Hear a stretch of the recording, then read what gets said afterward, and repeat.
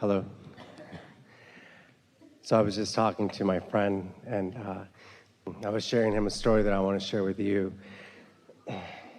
About 6 months ago, I was what I like in a relapse. I was with drugs and alcohol. But anyways, that's not. I'm just telling you what that was. And I was dealing with a neighbor, and he was annoying me. And so I went back home, and So what's a relapse? A relapse is where you make a little ground, and you're holding it pretty good, but it's not really steady ground, and so it slips. But then, do you relapse all the way back, or do you just slip a little, and are you in a better position next time? Yeah, for sure. We just thought it'd be worth really appreciating the benefit of that motion forward, and how relapse is not a bad thing, it's a calibrating thing. Right. Yeah. Yes. And so, So you're in a bad mood. I'm in a bad mood. And I go home, and I'm like, Abraham Hicks, annoying friends. Because that's what I do. I'm like, Abraham Hicks, and so it pops this video, and I lay down in the sofa, and you're not talking about friends. It was about something else. And I'm like, okay, I'm just going to let it be, And so you're talking about a moment where you want to see Abraham. And yes, Esther wants to see Abraham. And we said, of course you do. That's why you keep your eyes closed all of the time, afraid that you might see us. But I believe in this video, Abraham, or they said, no, you're not ready for us to see. You're not ready to see us yet. And you kind of rendezvous for a while, and then they finally say, yes, we're ready for you to see us. And they said, close your eyes. So I closed my eyes because I was like in the moment. And then you opened your eyes, and there were fireflies. Room full of fireflies. Energy. So I opened my eyes, and my screensaver on my TV were fireflies. Yeah. Child's play. And if the universe can deliver that for you, aren't you just happy to think about all the things that are possible for you? Yes. Yeah. Those are the cooperative components all coming together. Your days are full of those kinds of things if you're in a position where you're receiving them, yes? Yes. Yeah, really good. So here's the question, or, about 8 years ago, I started getting like repetitive thoughts, and they weren't really, they're like pretty dark, and I was like, they felt really strong, and I was like, why am I going crazy? What's going on? Why am I having these repetitive thoughts? And calibrated to that vibration, and you were getting them from that track, yeah? Right, and I didn't know of you or really anything much of anything. Most people don't know about law of attraction, and most people don't study gravity either. They just fall off of things.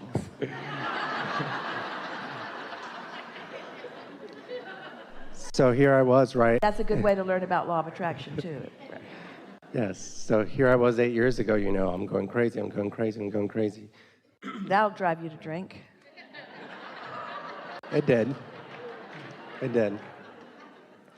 And so what's happened is now, 8 years forward, and I know more, right? And I know of you, and I'm paving my way, and I realized that I created this 8 years ago, and now in my life here, it's like it pulls me into these thoughts and these, and they tell me, or OCD, it's just OCD, it's just your thoughts, and so that pulls me right into the darkness again, it's just. Let's just contemplate from this point today, all of those things that you lived and all of the things that you've been thinking about, and we're appreciating the words that you offered just now. But let's put it all into context right here and now.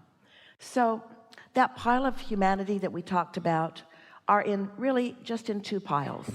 In this moment, under the influence of Source, or in this moment, under the influence of something else. So it doesn't matter what you were doing or what you were drinking or who you were talking to or what influence you were under.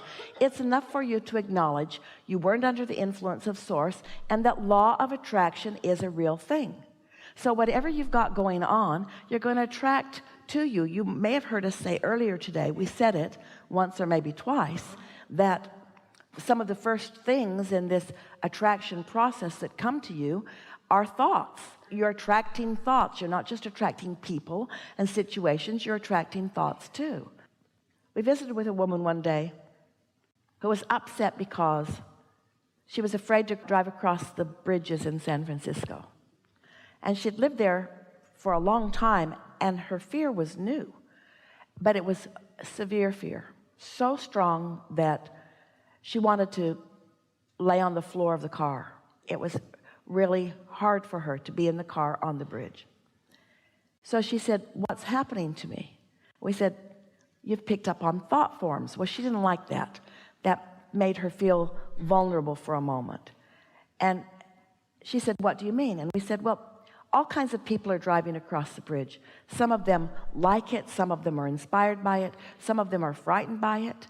Some of them, it's just same old, same old. Some of them, it's the first time they've ever been on the bridge. And at this particular time, there'd been an earthquake not long before, and one of the bridges had fallen and crushed some cars and killed some people.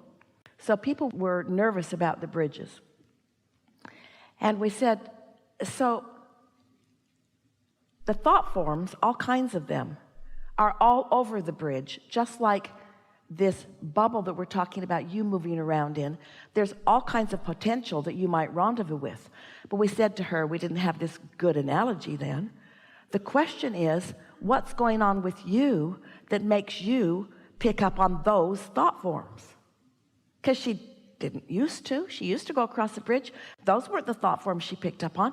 What's changed? What's activated in you that's causing that to be the stream of thought? And you got to know, a bridge, there's a lot of streaming thought on a bridge because there's so many hundreds and thousands of people that are crossing it and having emotional thoughts when they do so. She said, "I know what it is. My neighbor was burglarized. And I've been going to these neighborhood watch meetings, and we're trying to figure out whether to put gates and walls around our community, or whether to get a night watchman, or whether to put bars on our own windows." And so we said, can you see how your neighbor being burglarized and your conversations with all of them has activated a vibration of vulnerability in you that didn't used to be there, and now you're driving across the bridge with this newly active feeling of vulnerability and picking up on a stream of thought forms. That's how it works. You're not going crazy, you're attracting by virtue of the thoughts that you've got going on. That's why we're not saying to you, you can all of a sudden change all of your thoughts, but we will never say to you that your thoughts aren't attracting to you. They always are. So when you find yourself in the midst of a thought that is unpleasant or uncomfortable or scary or frightening, it might be a good idea for you to just ask yourself, where's that coming from? What have I got going on? What matches that I've been perpetuating? Because it seemed to her, it seemed to the people even in the audience that day, that if she's not thinking about the bridge, then the bridge should not be scaring her. And we said, it's not about the subject, it's about the vibration. The subjects are varied. In other words, wonderful things can come to you from endless subjects, and things you don't want can come to you from endless subjects. But you've got to calibrate your thoughts to emotions. Your emotions are your response to your thoughts. You've got to calibrate to things so that you have control over the genre. It's sort of like Pandora. You can tune to Love Gone Bad songs. You can tune to marching band songs. You can pick how you want the mood of the music to be. And that's what you're doing. You're picking through your deliberate thoughts of how you want the mood of your being to be, because those are the thoughts that you're going to pick up on. There is no source of evil. There is only light, and you personally depriving yourself of it. That's all that there is. But we get it when you are well-meaning and you are not calibrated to the light, that the darkness would feel like it's imposing itself upon you. The darkness is just the absence of the light. And what man wants to call evil is just the pinching off of the good that is right there, pressing up against your ability to receive it if you would just open the door and let it in, you see. And you wouldn't want the law of attraction to treat you differently than everyone else. You want the law of attraction to respond to your thoughts. And you want your emotional guidance system to give you an indicator of how your inner being is synced up or not synced up with that. And once you've got that, then you can accomplish anything. You can feel however you want to feel. And we're not saying that you might not occasionally be blindsided by something that you didn't see coming, but that's because you have vibrations going on that you weren't aware they had going on, and they had to manifest before you saw them. That's what we call post-manifestational awareness. You've got thoughts, they don't feel good, you don't notice, they don't feel that bad, you're still alive. It's like this cold won't kill Esther. She just wishes it would. It's not that bad, but we don't want you to put up with anything that doesn't feel good, you see. But sometimes you're willing to experience more discomfort than we would if we were standing in your physical shoes. Is that helpful, or you have something more you want?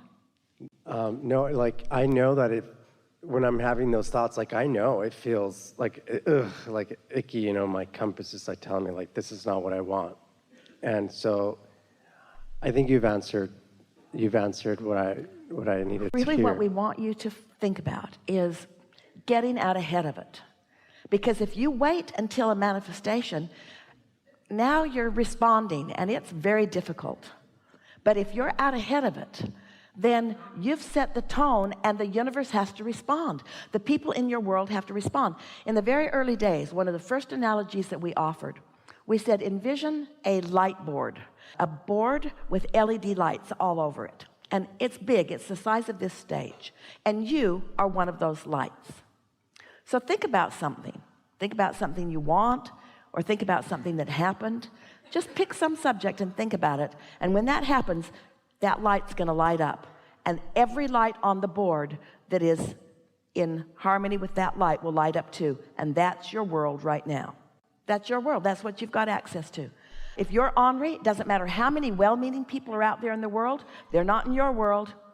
They're on a different station right now. But if you've been basking, if you've been acknowledging your value, if you've been feeling your advantage in the world, if you have been deliberately milking the feelings of love and appreciation, imagine what's lighting up on your board. And when you go out into the world, that's who shows up with you. You make eye contact with the person who smiles, and you stand in line with the person who is pleasant, and you put your seat back in the lap of somebody who was willing to play with you. Yeah. Esther used to carry, long before she met us, a cartoon that she'd clipped out of a newspaper, because she was flying a good deal even then. And it was a cartoon of a man on an airplane laying right back into the lap of the person behind him. And the person behind him is looking over the seat and saying to that person, comfy? So Esther just waited for somebody to put their chair back in an obnoxious way so that she could just slip them this cartoon. It never happened. She was always too happy when she was flying, but... So my last thing on that is, I know that I can't erase my past of that ever happening, because you wouldn't want to. Oh, you wouldn't want to.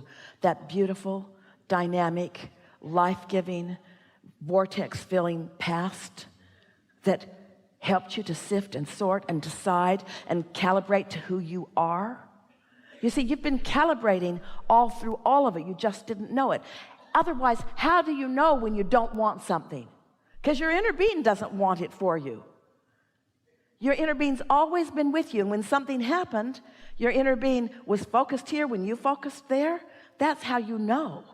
So that beautiful past has created this magnificent vibrational reality for which you are truly blessed. So you were saying?